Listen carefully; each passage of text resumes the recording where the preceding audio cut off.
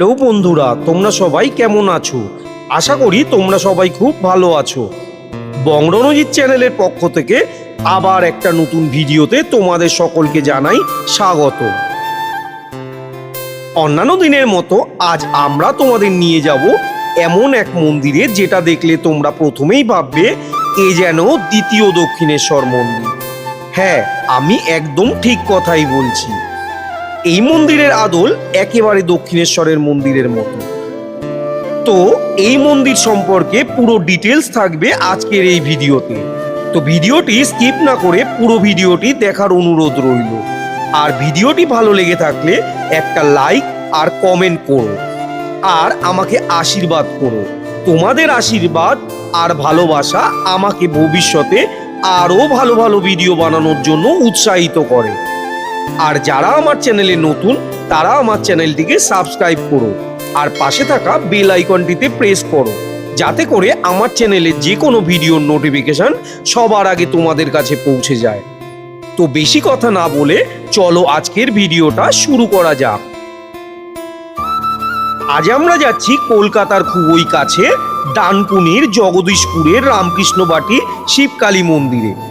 এখানে যেতে হলে তোমাদের শিয়ালদহ থেকে ট্রেনে করে যেতে হবে ডানকুনি স্টেশন।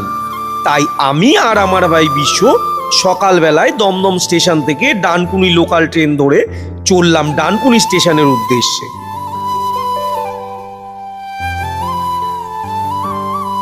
আমরা ট্রেনে উঠে সিট পেয়ে গেছি।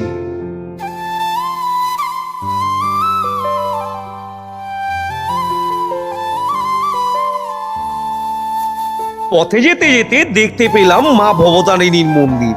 মাকে প্রণাম জানিয়ে আমরা এগিয়ে চললাম আমাদের আজকের গন্তব্যের দিকে।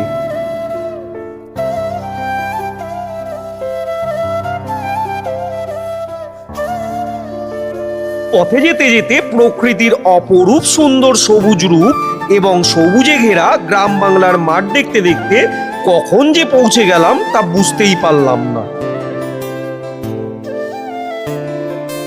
বেশ কিছুক্ষণ জার্নি করার পর অবশেষে আমাদের ট্রেন ডানকুনি স্টেশনে ঢুকছে। আমরা এখন এসে পৌঁছালাম ডানকুনি স্টেশনে। আমাদের ট্রেন ২ নাম্বার প্ল্যাটফর্মে দিয়েছিল। আর এই যে আমাদের ট্রেন, আমরা এখন ২ নাম্বার প্ল্যাটফর্ম থেকে এই যে সামনে ফুটব্রিজটা দেখতে পাচ্ছ, এখান থেকে উঠে ১ নাম্বার প্ল্যাটফর্মের ওই দিকে যাব। আর ওখান থেকে বেরিয়ে টোটো ধরে যাব সেই মন্দিরে। তো চলো সেই দিকটাতে যাওয়া যাক। এই যে এই ফুটব্রিজ দিয়ে আমরা ১ নাম্বার প্ল্যাটফর্ম দিয়ে এই দিক দিয়ে বেরিয়ে আসলাম। আর এই যে সামনে রাস্তাটা দেখতে পাচ্ছ, এই দিক দিয়ে কিছুটা এগিয়ে গেলেই দেখতে পাবে টোটো বা অটো স্ট্যান্ড। তো চলো এবার টোটো স্ট্যান্ডের দিকে যাওয়া যাক। আর এখানে ডানকুনি স্টেশন থেকে জগদীশপুর রামকৃষ্ণ বাটি যেতে টোটো ভাড়া পড়বে ২৫ টাকা জনপ্রতি। অপরূপ সুন্দর পরিবেশের মধ্যে দিয়ে আমাদের টোটো এগিয়ে চলল। অবশেষে আমরা এসে পৌঁছালাম জগদীশপুর রামকৃষ্ণ বাটি শিবকালী মন্দিরের তোরণদ্বারের একেবারে সামনে। রামকৃষ্ণ বাটি শিবকালী মন্দিরের তোরণদ্বারটি খুবই সুন্দর। তোরণদ্বারের মধ্যে দেখতে পাওয়া যায় ২টি লোহার প্রবেশদ্বার। একটি প্রবেশদ্বার বিশাল বড় আর আরেকটি প্রবেশদ্বার ছোট। প্রবেশদ্বারের উপরে রয়েছে ৩টি চূড়া। মধ্যের চূড়াটিতে রয়েছে সিদ্ধিদাতা গণেশের ছবি, আর তার উপরে রয়েছে ওম। আর তার ঠিক নিচেই এই মন্দিরের নাম লেখা আছে।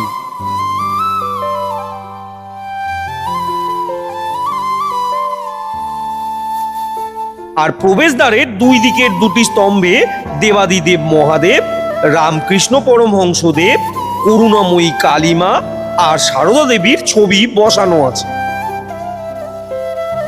তো চলো এবার মন্দির প্রাঙ্গণের ভেতরের দিকে যাওয়া যাক। মন্দির প্রাঙ্গণে প্রবেশ করে অবাক হয়ে গেলাম। মন্দিরের প্রবেশপথটি সত্যি খুবই সুন্দর। ২ দিকে রয়েছে ঝাউ গাছ ও নানা রকমের গাছ দিয়ে সাজানো।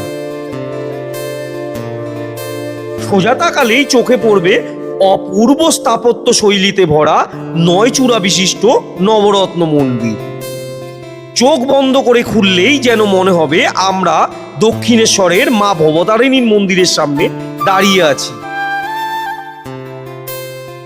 মূল মন্দিরে 3টি প্রবেশ পথ, পূর্ব, পশ্চিম আর দক্ষিণ, যাদের তন্ত্রমতে ইরা, পিঙ্গলা ও সুষুম্না বলা হয়। মায়ের মুখ দক্ষিণ দিকে অবস্থিত, যেদিকে রয়েছে এখানকার নাট মন্দির। মন্দির প্রাঙ্গণের প্রবেশদ্বার দিয়ে ঢুকেই মূল মন্দিরের বাম দিকে সিঁড়ির পাশেই দেখতে পাওয়া যায় একটি ছোট মন্দির, যেখানে অধিষ্ঠান করছেন প্রভু বজরংবলীজি। অপরূপ সুন্দর এই বিগ্রহটি দেখতে।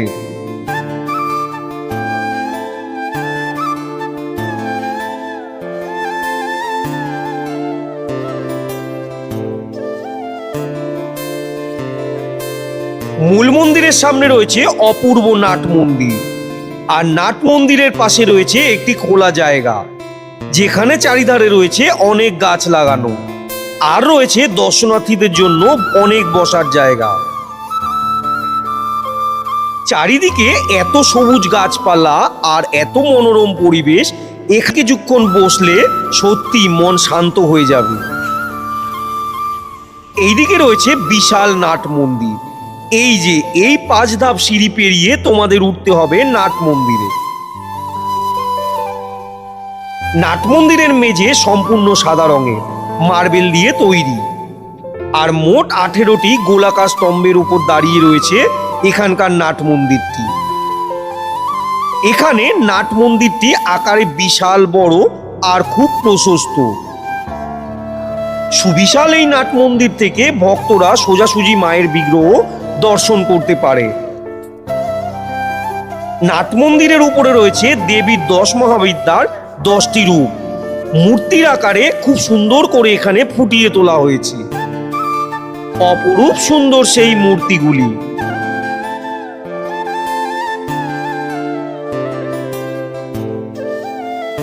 নাট মন্দির আর মূল মন্দিরের মাঝে রয়েছে একটি দালান, যেখানে দেখতে পাওয়া যায় একটি হাড়িকাঠ, যা দেখে বোঝা যায় এক সময় এখানে পশু বলির প্রচলন ছিল, যা এখন আর হয় না। আর এই দালানের 2 পাশে রয়েছে সিঁড়ি, যেখান থেকে সমস্ত দর্শনার্থীরা মূল মন্দিরে প্রবেশ করেন। অপূর্ব কারুকার্য খচিত আর নবরত্ন চূড়া বিশিষ্ট এই মায়ের মন্দিরটি। এই মন্দির নির্মাণের পেছনে রয়েছে একটি সুন্দর ইতিহাস। দক্ষিণেশ্বরের মা ভবতারিণীর মূল মন্দিরের পুরোহিত ছিলেন শ্রী হারাধন চক্রবর্তী। দীর্ঘ 45 বছর ধরে উনি খুব নিষ্ঠা সহকারে মা ভবতারিণীর সেবা করে গেছেন। একদিন উনি স্বপ্নে মায়ের আদেশ পান যে এই দক্ষিণেশ্বরের মন্দিরের আদলেই একটি মন্দির নির্মাণ করে মা আনন্দময়ী কালী মাতাকে প্রতিষ্ঠিত করতে। মায়ের স্বপ্নাদেশের কথা শোনার পর অসংখ্য ভক্ত দেশ ও বিদেশ থেকে অর্থ সাহায্য করে মায়ের এই মন্দির নির্মাণের জন্য হাত বাড়িয়ে দেন। এই মন্দিরের পুরোহিত মশাইয়ের কাছ থেকে জানতে পারলাম সবার প্রথমে এই মন্দিরে রাধা গোবিন্দের মন্দির নির্মাণ হয়। তারপর 1396 বঙ্গাব্দে স্বপ্নাদেশে শ্রী শ্রী দক্ষিণা কালী মায়ের প্রতিষ্ঠা করেন শ্রী হারাধন চক্রবর্তী মহাশয়। পরবর্তীকালে 2002 সালে নবরত্ন চূড়া বিশিষ্ট এই মন্দিরটির নির্মাণ করা হয়। তো এবার চলো আমি আগে মায়ের পুজো দিয়ে নিই।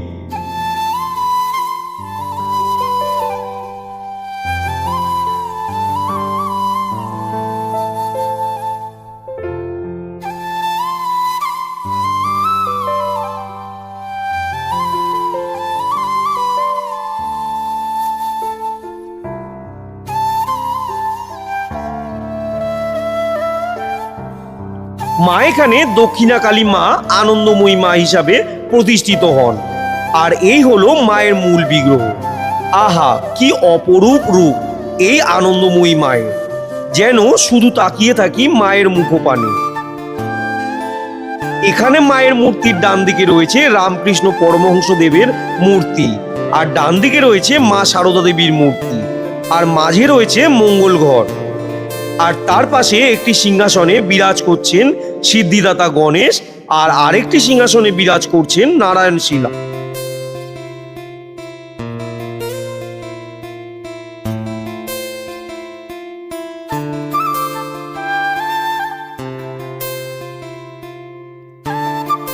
গর্ভগৃহে সবরূপী মহাদেবের উপরে কালো পাথরের খড়গ ও মুন্ডধারিণী মা দক্ষিণাকালী মা আনন্দময়ী রূপে বিরাজ করছেন এখানে।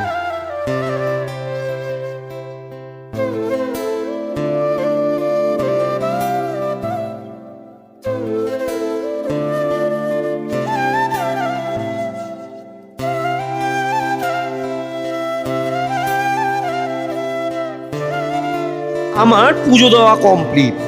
এবার এই দিকে আছে এই মন্দির পরিক্রমা করার রাস্তা।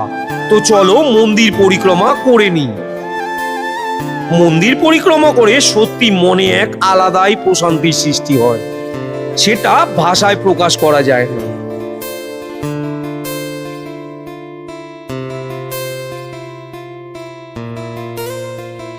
এই মন্দিরে রয়েছে ভোগ প্রসাদের ব্যবস্থা। এখানে 2 রকমের ভোগ প্রসাদ দেওয়া হয়। এখানে ঠাকুর মশাইয়ের কাছ থেকে জানতে পারলাম যে এই যে আনন্দময়ী কালী মাকে যে ভোগ দেওয়া হয় সেটা হলো আমিষ, আর রাধা গোবিন্দের মন্দিরে যে ভোগ দেওয়া হয় সেটা হলো নিরামিষ।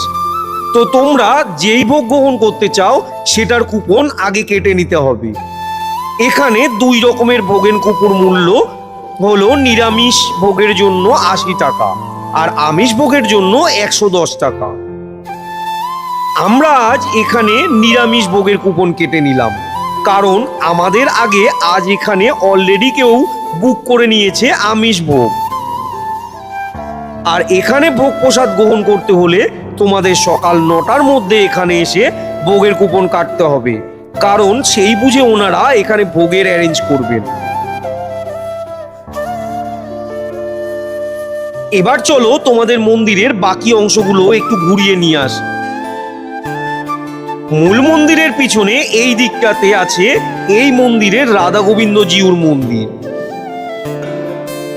এখানে অপরূপ একটি সিংহাসনে বিরাজ করছেন রাধা মাধব আর রাধা রানী। অপরূপ সুন্দর দেখতে এই বিগ্রহটি। আর এর ঠিক সামনেই বসে আছেন লোকনাথ বাবা।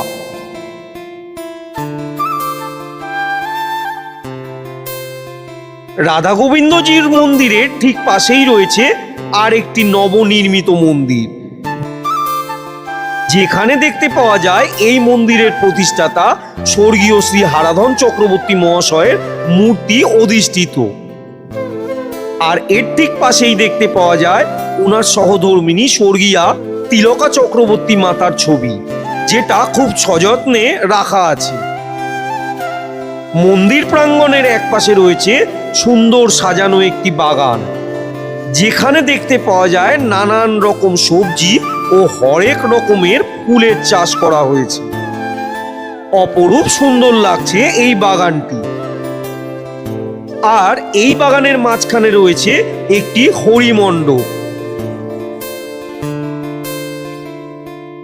এই মন্দির খোলা থাকে সকাল 7টা থেকে দুপুর 1টা পর্যন্ত, আবার বিকেল 4টে থেকে রাত্রি 8টা অবধি।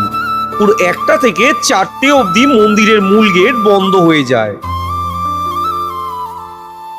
এইদিকে রয়েছে এই নাট মন্দিরের লাগোয়া একটি বাগান, আর তার পাশে বিশাল জলাশয়ের একটি বাঁধানো ঘাট। এই জলাশয়ে দুর্গাপূজার সময় প্রতিমাকে বিসর্জন দেওয়া হয়। এই মন্দিরে চৈত্র মাসে বাৎসরিক উৎসব পালিত হয়, তখন এখানে হাজার হাজার মানুষ এখানে আসেন, আর সেই সময় এখানে তাদের ভোগ প্রসাদের ব্যবস্থা করা হয়। আর এই সময় যেখানে রান্না করা হয় সেই জায়গাটি হলো এটি। দেখো কত বড় বড় হাঁড়ি আর উনুন রয়েছে এখানে। তোমরা শুধু চারিদিকের পরিবেশটা একবার দেখো। এই রকম সুন্দর শান্ত সবুজ পরিবেশ, যেখানে নেই কোনো কোলাহল, প্রকৃতির এই সুন্দর মনোরম পরিবেশে এসে সত্যি খুব সুন্দর লাগছে। হয়তো আমি এটা বলে প্রকাশ করতে পারবো না, কিন্তু আমি মনে করি তোমরা এখানে আসতেই পারো। যারা কলকাতার একটু ব্যস্ততা কাটিয়ে একটু শান্ত নিরিবিলি পরিবেশে তোমাদের ফ্যামিলি নিয়ে সময় কাটাতে চাও আর মায়ের দর্শন করতে চাও, তাহলে কিন্তু তোমরা এখানে আসতেই পারো। খুব সুন্দর জায়গাটা। এবার চলো একটু মূল মন্দিরের দিকে যাওয়া যাক, কারণ দুপুরের ভোগ আরতি শুরু হয়ে গেছে। এখানে প্রথমে রাধা গোবিন্দজিকে ভোগ নিবেদন করা হয় আর তারপরে মা আনন্দময়ীকে ভোগ নিবেদন করা হয়। এই যে পুরোহিত মশাই খুব নিষ্ঠা সহকারে ভোগ নিয়ে আসছেন মাকে ভোগ নিবেদন করবেন বলে।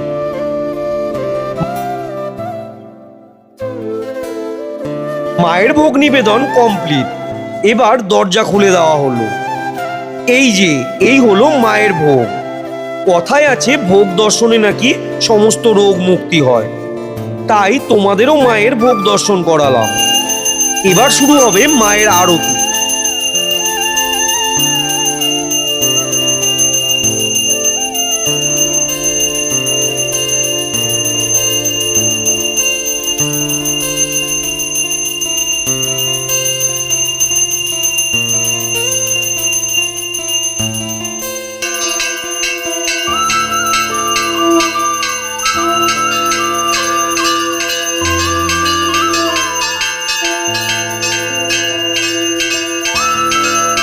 ঠিক 1:30টার সময় এখানে মন্দির বন্ধ হয়ে গেল। এবার আমাদের ভোগ দেওয়া হবে, তাই চলো এবার ভোগের ঘরের দিকে যাওয়া যাক। এখানে ভোগ খাওয়ার জন্য আছে চেয়ার টেবিলের ব্যবস্থা। এতে যারা বয়স্ক মানুষ আছেন তাদের পক্ষে খুব সুবিধা, কারণ হাঁটু মুড়ে মেঝেতে বসে খেতে অনেকেরই অসুবিধা হয়। এবার এই মন্দিরের ঠাকুর মশাই নিজে আমাদের সকলকে ভোগ পরিবেশন করছেন।